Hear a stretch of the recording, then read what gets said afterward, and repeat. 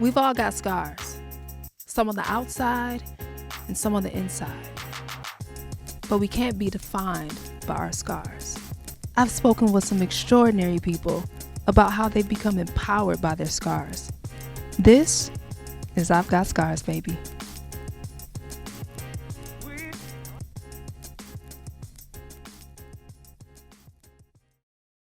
All right, so I am so excited right now. We have a very, very, very special guest for the show. His name is Oshea Luja, aka Mr. Food for Thought, because you know he's a poet extraordinaire. So let me just tell you all the things. Okay, so all the things. He is a cultural architect. Y'all heard that. Cultural architect. He is a soul work practitioner, and he is an award-winning poet. I am so excited to have you on the show today, Oshea. So, and I know you by Food for Thought because I done known you for a long time. So I'm so used to calling you Food. So if I mess it up one time during the middle of the interview and say, so Food, I just want everybody to know that I'm not just making up stuff. So, yes. So today we are going to talk about being a balanced man. Mm-hmm. And for those of you who saw the other show, Finding Balance, that was his balance, Melanie Luja. And they both wrote an amazing book together called Internal Balance. Mm-hmm. And I'm really, really excited about this particular show because the concept of being a balanced man, like what exactly is that? Like that's something. So before we jump all into the nitty gritty, I want to talk a little bit about you and your background and your life before poetry. Because here's the thing, you didn't just come out the womb like this. Am I right? Absolutely, you're right. So you come from Watts, California, and yes. and life wasn't always about poetry early on. So just so people can have an idea of your background, just give them a little something so they have a little bit of a clue. Well, my name is Oshea Luja. I'm a Watts native son by way of the universe. You know, I grew up in Watts, born and raised, went to Grace Street Elementary, Markham Junior High, graduated from Jordan High School. And growing up in Watts, that's a very vibrant environment, right? And at the time that I grew up, it was real bustling with energy. You know, you had your my uncles, my uncle had a soul food restaurant, my other uncle had a few bookie joints. So it was always the energy of something going on. Watts was like a portion of the South magically transplanted into Los Angeles. So you still got that family vibe. And in that vibe, I was able to pick up a lot of sayings and a lot of witty comment, especially from when men and women gamble, right? I grew up in the bookie joint, I used to run numbers, by the age of 5, 6, I would run them, and I would really explore the names of the horses. And that was one of the things that would just have me, just fantasizing, like how they can make up all of these interesting names. But in that energy, even with poetry, I'd say poetry found me in the Watts environment, because Watts has a long history of music, art, culture, that type of energy. So my mother would listen, or my family for that matter, would listen to all of these jamming songs. And I felt that poetry for me has always been a way of life and a foundation of life. So all of these, Tina Marie, Earth, Wind and Fire, the dramatics, the stylistics, you go on and on and on, Motown, right? So I was always being birthed into a poem. However, poetry found me at a time that I needed to be found. Now let's go ahead and talk about the needing to be found elements. Like, what does that mean? What was going on in your life because again, I just want to paint the picture for people so people don't think that, you know, it was just all about the music and the beauty. You know, it was some other things, you know. So what was going on when poetry found you? So what was going on? You know, I grew up in Watson at a time in the 80s, whereas it was the crack epidemic, you know, gangs was at an all-time high. So it was a lot of murders going on in Watts, a lot of murders happening because money came to the neighborhood and people got a chance to exchange goods for services, and sometimes get into argument where people would lose their lives. So by the time I graduated high school, more than 20 of my high school friends got violently murdered, right? So I would go to their funerals, and I didn't have no other thing or I didn't have the capacity to articulate how I was feeling. So I would start writing. I always wrote, right? But I did not necessarily know back then I was writing poetry. But I would write just to articulate what I was feeling. Marcus Garvey, our great the father of Black nationalism, once said, "A reading man or woman is a ready man or woman, but a writing man or woman is exact." So at a young age, I was able to be exact and write what I felt about my friends getting killed. The pastors at the time and people in the church and people in the neighborhood will always say, "Wow, the Most High God has his hand over that. Like, keep doing that." And then families started to request me to come to funerals to be in that energy, right? So I just embraced it, and it came at a time where, you know, I didn't expect to live past 25, right? And I was okay with that. You know, that's what was going on in Watts. So when I became 26, it was like, whoa, I got to do something else now. I'm still alive. So I began, and this was really common. Like, me and my homeboys, we were okay with how whatever was supposed to happen. Like, we were products of this environment, right? And for the most part, it was a beautiful, terrible, vibrant, artistic, gang energized environment. So that's when poetry found me. Poetry found me when I began to go to funerals and recite poems. And at the time, I didn't know it was spoken word. I just knew that I felt better after I did it. So that's how I was able to get into poetry, through going to funerals when I was 16 years old. Wow. Wow. That is heavy. That is heavy. And to shift into that, but to have that as something that you could shift into. So, wow. Okay. So let's fast forward to your work now as a soul work practitioner. And what would you say, from your perspective, is what you do with clients or people that you work with? What is that for you? Yeah, so for me, a soul work practitioner is one who engages with the soul, right, to raise their vibration. You know, so one would ask, what is the soul? Well, for us, the soul is the spirit inside of the body, right? You have to have a body to have a soul, because if you don't have a body, the soul returns to the essence, which is spirit. So for us, when engaging with the soul, you're literally engaging with the vibration, the anatomy, the frequency, the colors of the soul. What does that look like? That looks like, you know, for one to vibrate in the low vibration, right?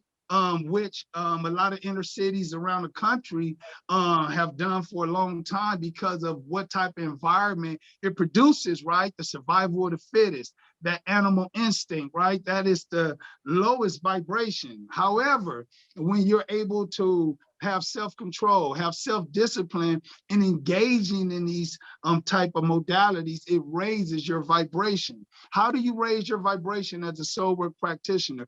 You raise it by stillness, you raise it by affirmations, you raise it by disconnecting from the mundane and plugging into nature. So all of these things make up the anatomy of the soul, right? And the soul is essentially the spirit inside of our body, and it comes out about 1.5 feet and it wraps around us, and that's what creates our aura. So being a soul work practitioner, oftentimes I'm able to see when someone enters the room, what color they're vibrating on. So where they are in their quote unquote vibration. And depending on where they are, we're able to suggest things that will assist them to get in balance with themselves, right? Because every illness, quote unquote, or dis-ease is really caused from an imbalance, right?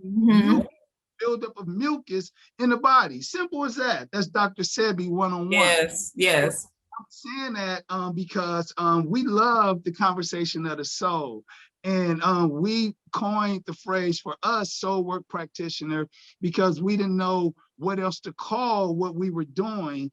And that is what birthed, you know, a lot of our work, that focus, that zoom, that discipline, being a soul work practitioner. Okay, awesome. So now we're going to really get into this concept of balance. And again, like your beautiful wife was on the show. We talked about finding balance. Your beautiful balance was on the show. and so as a man, yes, I had to bring it on because I'm like, I wonder if it looks a little different finding balance as a man in this society, because society right now, a lot of times, unfortunately, men are not necessarily encouraged to share their emotional selves, to even explore their emotional selves. And if they do explore it, whatever comes out, it's almost like it needs to be aggressive, or it needs to be a certain way. You know what I'm saying? Like, it's almost like men, sometimes it feels like it's put in a box. Like if you can't just come around crying, and you know what I'm saying? Like typically, and obviously that's not every man's experience, but a lot of times, you know, men just aren't encouraged to connect with themselves emotionally. So when we're talking about balance or being off balance as a man, maybe off balance, what does that look like in a man's world? Wow, that's a huge question, but to zoom in and kind of break it down, or to reverse engineer it, what that looks like in a man's world, you know, to be off balance is when you know, you're basically embracing more masculine than feminine, right? Because you know, that's the duality, right? What a lot of men do not know is that men, we have wounds as well. You know, a woman has a wound that is very known, and she has a cycle, you know, every month, right? And then she's able to purge, she's able to cleanse a lot of toxins and a lot of things, right? But the cycle is to prepare her for birth. And when that doesn't happen, she's able to cleanse. For men, right, we don't have a quote unquote physical clock that's going to automatically cleanse us. So we have to be able to tap into the things that's going to purge and cleanse the necessary toxins out of our bodies, right? So if a man is not doing this type of work, right, he will be off balance. You know, he would be operating from a place of ego, from a place of aggressiveness, from a place of not really able to embrace his feminine side, right? Because men or women, we're both, right? Is which one would you tap into? And I feel that when a man is able to be gentle, he then becomes a gentle man. So it's often like if you see an iron fist inside of a silk glove. That's what I you know, encourage men to become, iron fists inside of silk gloves. That way you can hold your daughter's hand and walk her to the park. You can open up the door for not just your lady, but any lady that's coming behind you. Therefore, you can walk a sister to the car without asking her for a number, right? You can just do these things. Why? Because they should be done, right? Yeah. So he can remove himself from that energy of macho, you know, yeah, I'm the man, and really just be, right? You don't have to announce your manhood, right? Manhood is something that just is. And when you embrace what is, the world will feel that vibration. And it's like, wow, it's a man in the room. You ever felt like that? You're in a room full of people, Yes. and you don't really feel that. It may be males in the room, but you don't feel that masculine energy. No, but when I that man come in the room knows, like, Mm-hmm. the room, and that's safety, that's security, that's Yes.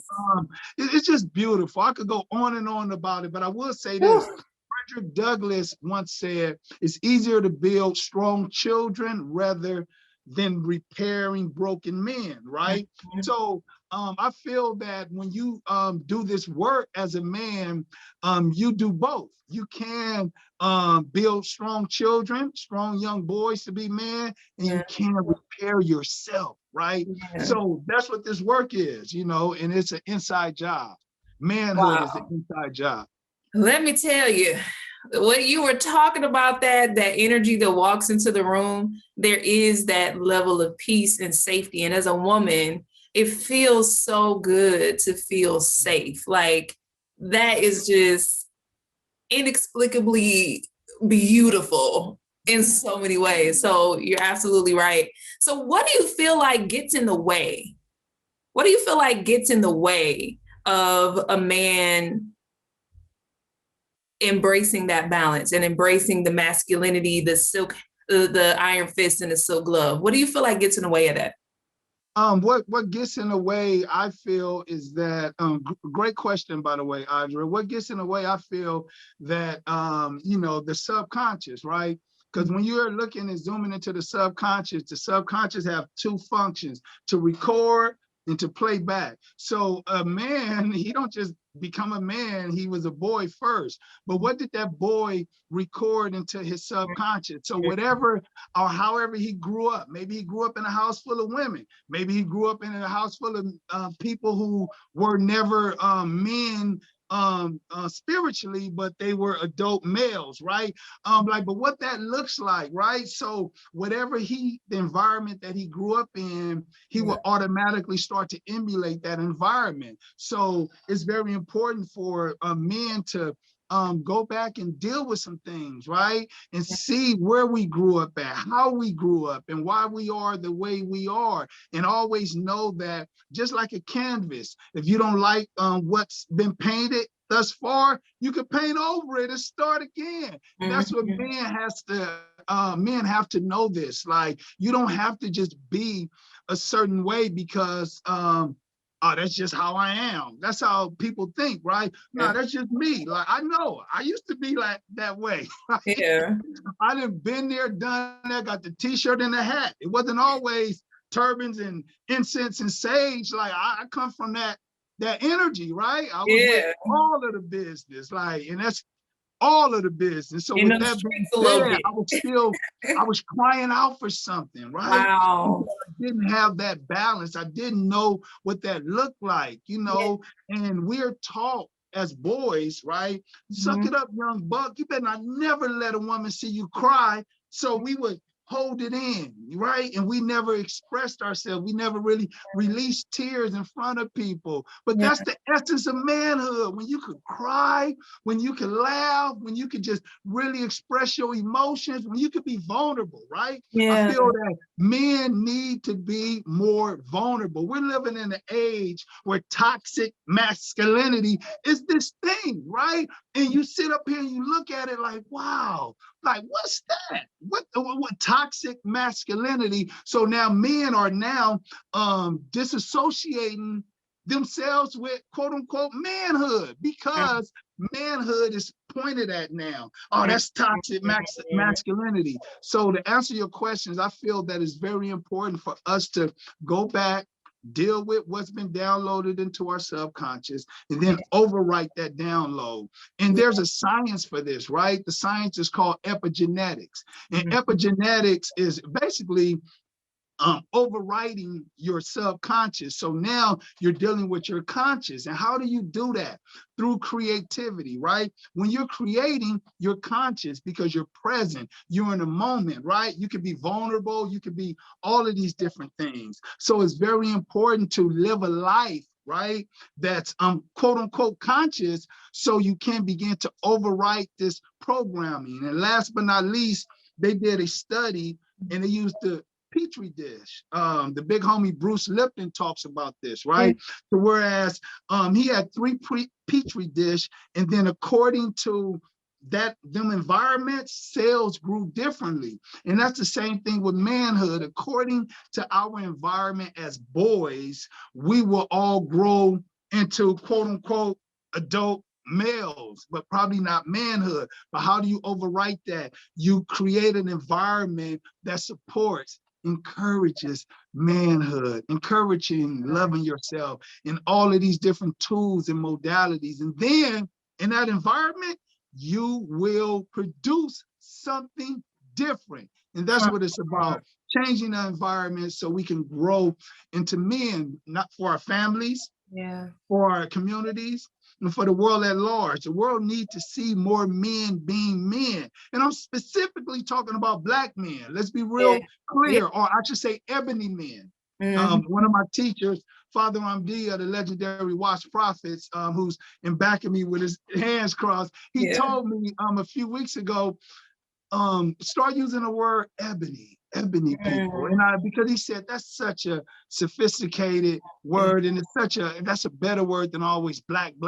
So my ebony man, right? We can change the narrative by going back and overriding what's on our subconscious. Oh gosh, I am loving all of that. I'm loving all of that. So just so we're clear, I want it to be so crystal clear for somebody listening, and they're like, well, what exactly is the benefit for me? So like embracing the feminine energy and finding this balance, like what exactly is the benefit for me as a man? So as a man, there's, again, that's a huge question. There's tremendous benefits. One of the largest benefits is that you get a chance to explore your life's purpose. What do I mean by that? We all chose to come into this existence, which is the third dimension, right? That's what Earth is, the third dimension. So we chose to come into this dimension. And now we're in this dimension. We choose our parents, we choose where we're growing up and all of that. But the problem is many men forget that choice, right? So when you go back and deal with some things, you'll then be able to explore your life's purpose, right? Your life purpose is the most important thing on this earth. You know, some people may think, oh, it's my children, oh, it's my wife, oh, it's my job, my work. No, it's your life's purpose, right? So when you are living your life's purpose, you're able to, everybody is able to feel that vibration. So what's the benefit? The benefit in embracing your balanced self or being a balanced man is that you have or get the opportunity to explore your life's purpose, because the universe is balanced, right? Nature is balanced, right? So everything in the universe is a balanced energy. So when you become a balanced man, you become vibrationally matched to that energy, right? And what happens if you're vibrationally matched with something? You will get them transmissions. You will pick up that broadcast. There's this book by George Washington Carver that says, "The Man Who Talked with the Flowers." Oh, one of the most beautiful books I've ever read. But it shows how this man, he's a giant. Those of you who do not know who he is, he's Googleable. He's a giant ebony man. However, in this book, right, this gentleman followed him around and kind of realized that the way he was able to talk with the flowers. Now, listen, I didn't say talk to the flowers. Anybody can talk to the flowers, but talk with the flowers. This symbolizes an exchange, communication. Yeah. But the way he was able to do that was becoming a flower, right? Being so still, being so quiet, being so at ease, being so poised to where the flowers begin to communicate with him.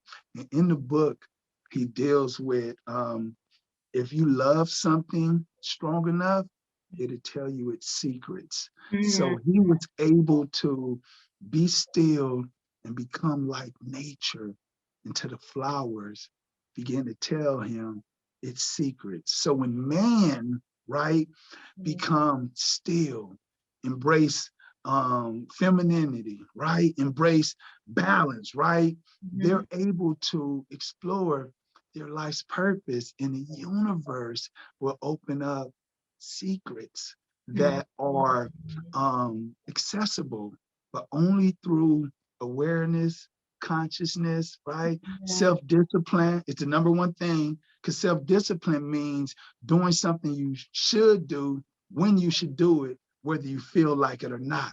So the benefit, again, is exploring or being able, the possibility of exploring your life's purpose. And that's so beautiful. And I don't know what else is there. Why else are we here on earth other than to explore our life's purpose? Wow. Now that's powerful right there. It's because you didn't say to get it, just to get a good job. You didn't say just to get that person over there to go out with you. It wasn't about that. It sounds like a holistic life experience. And to me, it sounds like that can encompass all of that. That can encompass really not just getting the job to make the money, but doing what you absolutely love and being successful at it and being prosperous in your relationships, your job, with your children, with your family, in the community, all these things. And it's coming from a really sincere place. I love that. Because we don't usually break things down like that. And I think it needs to be broken down in that kind of sense so that people understand it's not just, go be nice and open doors for people. It's deeper than that. Like you benefit by being this balanced man. You benefit in multiple ways. So that's, because I always feel like people are like, well, what's in it for me? And it's like, well, there's a lot in it for you. So cool. So how do you feel like this being balanced affects relationships, like marital relationships and dating or family? Like, how do you feel like this can shift relationships? Yes. So in our practice, when we deal with a lot of couples, we deal with a lot of singles and it's complicated, right? Mm-hmm. And one of the main things that we find in our practice is that a lot of men and women are saying two different things, right? They have, for an example, the word love, right? Love is thrown around so loosely. And then you ask 10 people tomorrow, Audrey, each person will have a different quote unquote definition of what love is. However, love is essentially the highest vibration. So when you're embracing internal balance, when you're embracing balance, you are embracing love. And what is love? Love is the first sound of the heart. L-U-B, love. That's where you get the word love from. There's the term stethographics. And stethographics is the sound the heart and lungs make that eventually turn into words. Love is one of those words, love. So when you're saying you love someone, you're saying your heart is beating for them. And what that looks like, right? I feel that when couples come together or when people come together and they say they love someone without loving themselves, they're already off balance. Like there's no way to do that. And for us, and we talked about it in our book, I feel that we don't have the power to love other people. We have the power to love ourselves into wholeness, and then the love that we have for ourselves will exude over into everybody that we come in contact with. Why? Because if we have the power to love somebody, we got the power to take our love away from that person. And we don't got the power to do that, right?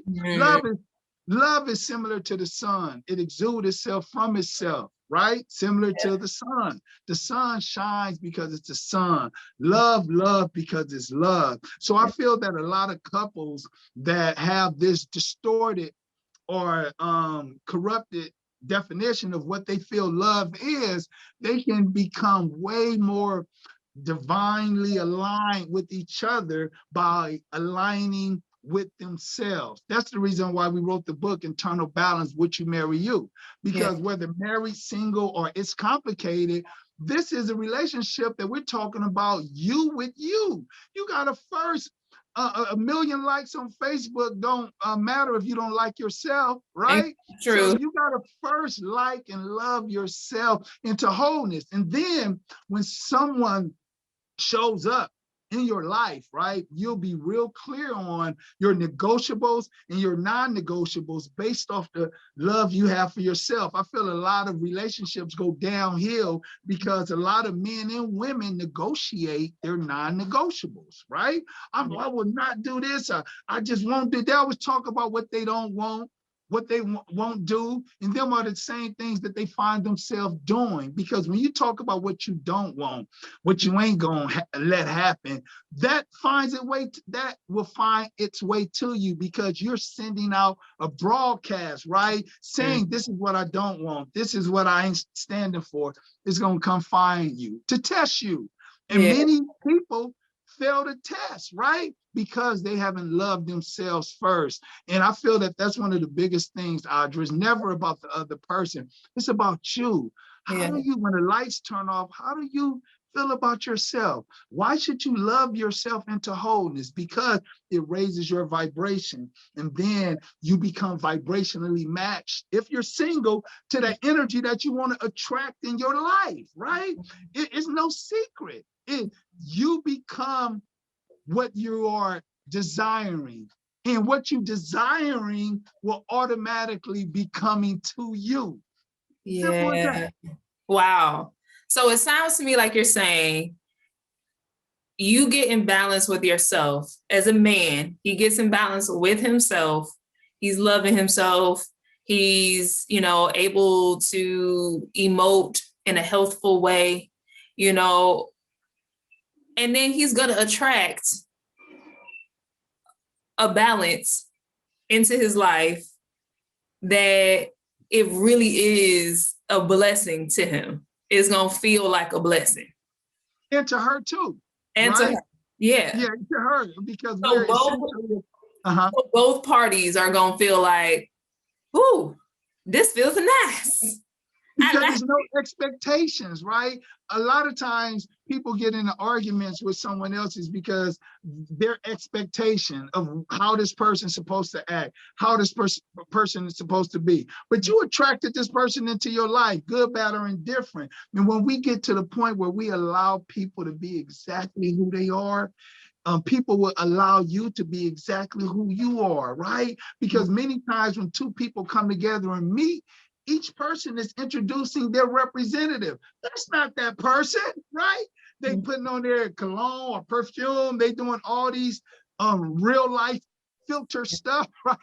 And they go out into the world, and that's not who that person is, right? But when you are not allowing your representative to speak for you, and you're showing up as authentically you, unapologetically you all the time, that's when the magic happened, right? Because a lot of men get into relationships like not showing who they really are, and down the line, right, something else shows up.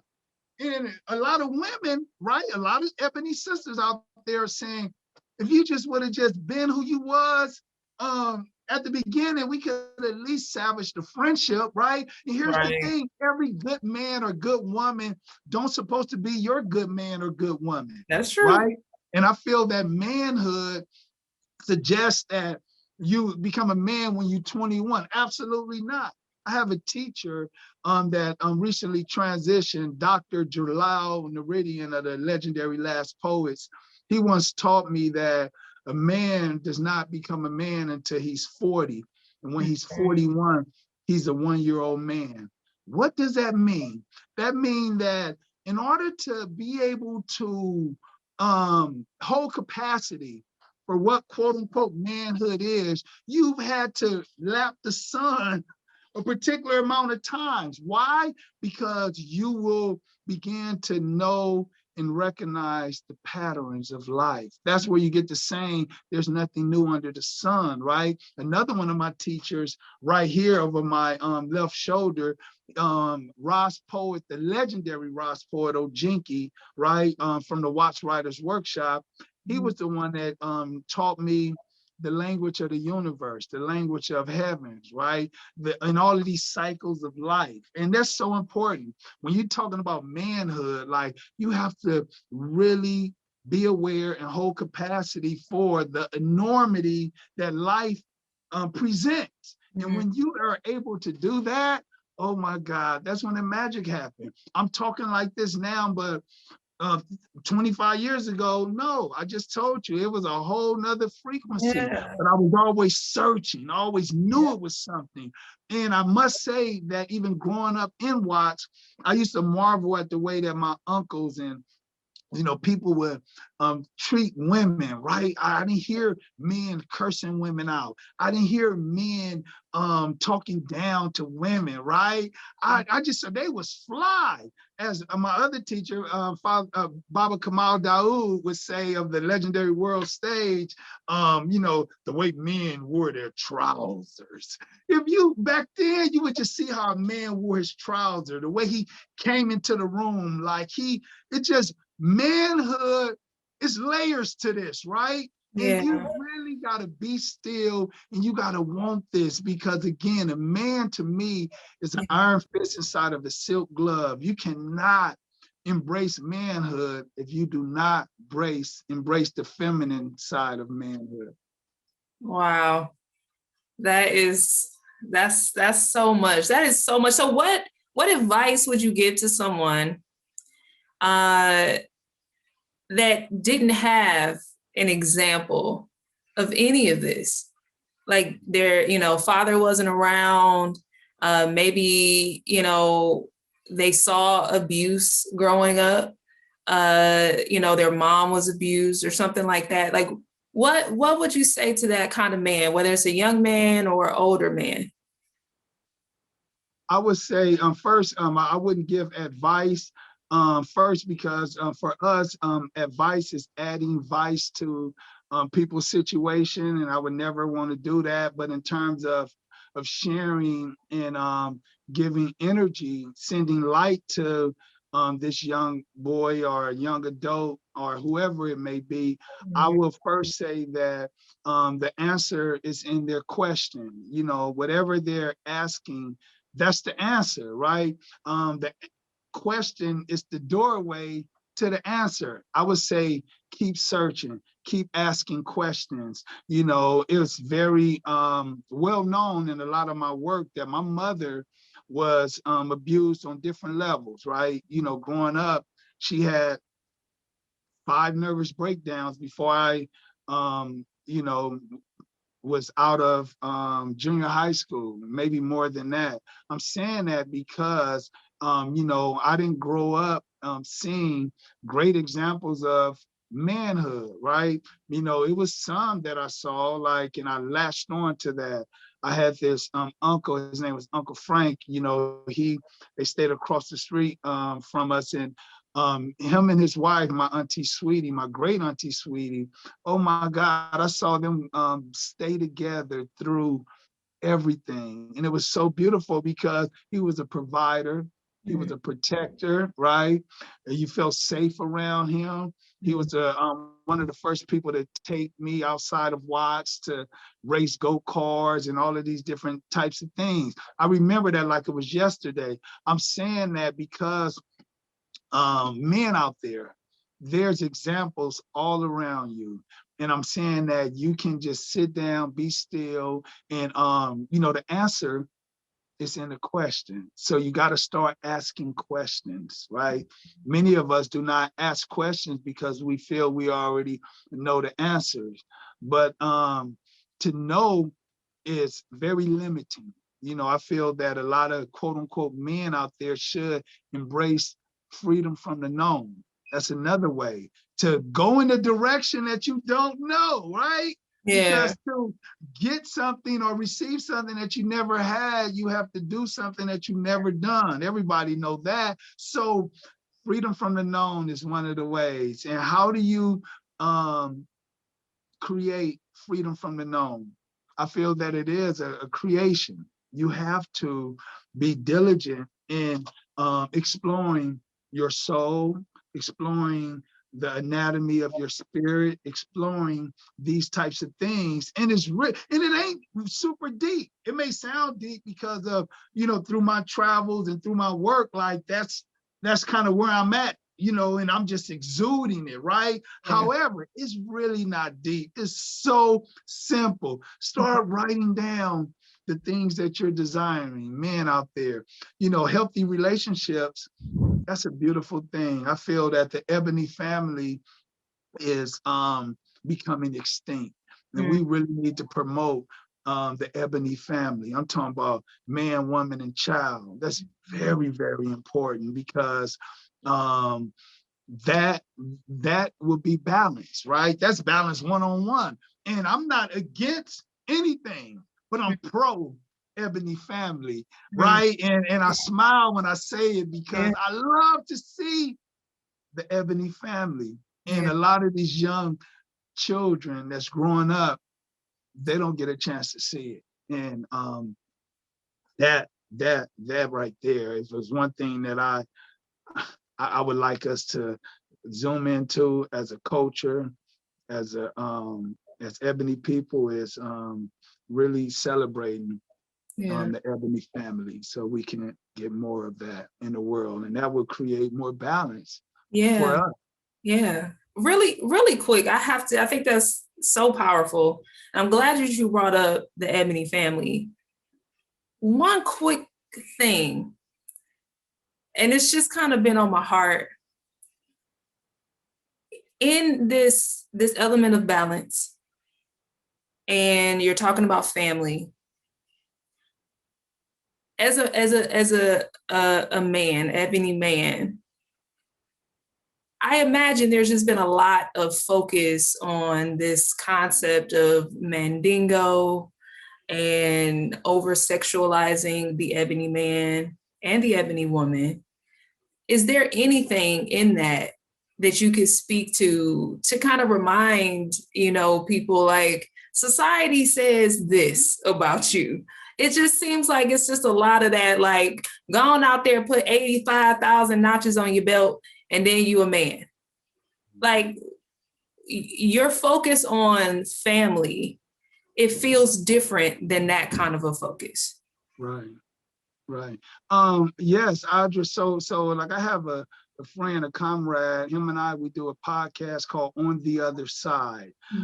His name is Mark Winkler, right? Good brother, but he coined this phrase called radicalized masculinity, right? Instead of saying toxic masculinity, radicalized masculinity. And he lays it out so colorful and beautiful. I'm saying that because when we are moving through American, I'm speaking in terms of African Americans, right? When we're moving through Northern America, it's important for us to embrace these different ideas of family, of balance, of preserving our history, culture, and tradition, right? Because even coming over here, and many of us were already here, let's get that straight, but just coming over here, a lot of our history, culture, and tradition got kind of lost and watered down. However, we come from an oral tradition. So a lot of men and women out there, I would say that it's in your DNA. All you have to do is be still enough.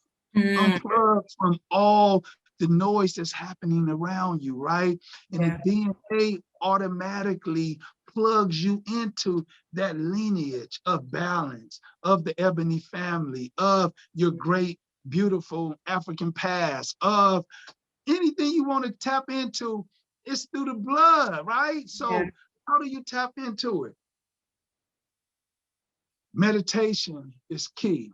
You know, it's all different type of yogas, all different type of modalities. But when you are meditating and when you are fasting, when you are cleansing, you will begin to cleanse your blood, right? And what happens if you put a pot on the stove and you boil water and you leave it on there for about 10 minutes? The water would evaporate and turn into Oh, steam. see. Mm-hmm. Yeah, steam. So that's the same thing that happens with the blood, right? When we are fasting, when we are embracing a more holistic way of being, mind, body, spirit, our blood become cleansed, right? Then we'll be able to have access to these sacred files that's there waiting for us to upload them, download them, get them into our spiritual hard drive. But this type of information is not readily available for people who are not doing the work to receive it. You have to become a vibrational match for it.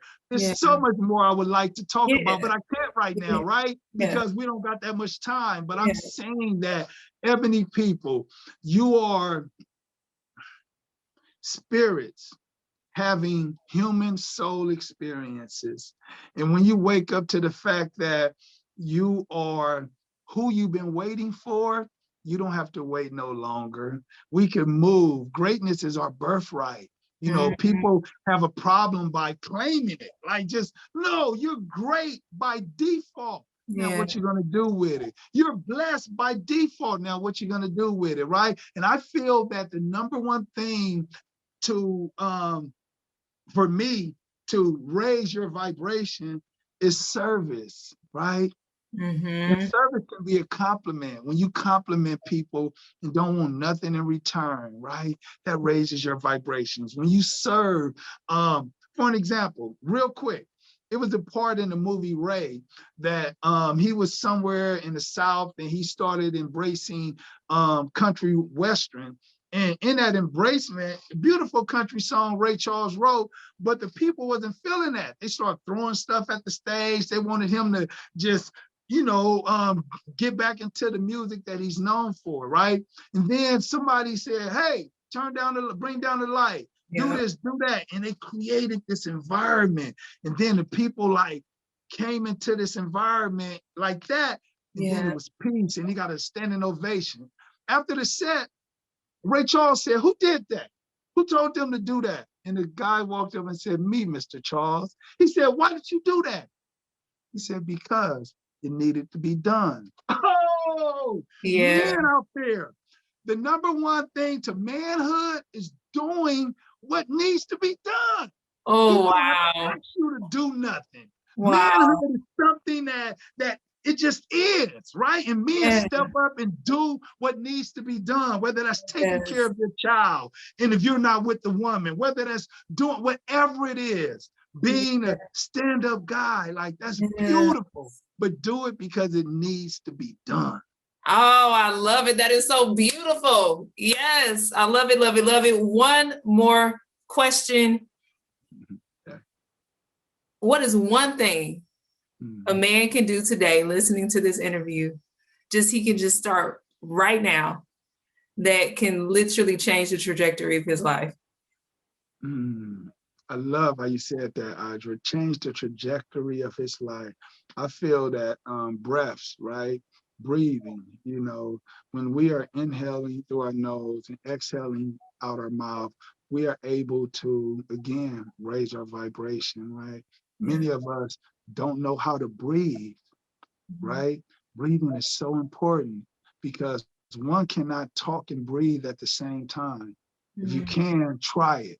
Like, try it. Every time words come out our mouth, we hold our breath. And words come out our mouth wet, and they come out into a fertile universe. So I want all the men to know out there is that words going to give birth. whether negative or positive, as another one of my teachers, D. Black, say, watch your mouth. Make sure what you say is true and have validity so it can bless someone. So if men start to be they can start doing this immediately. They can start breathing, right? And then everything that they say, just think before you say it.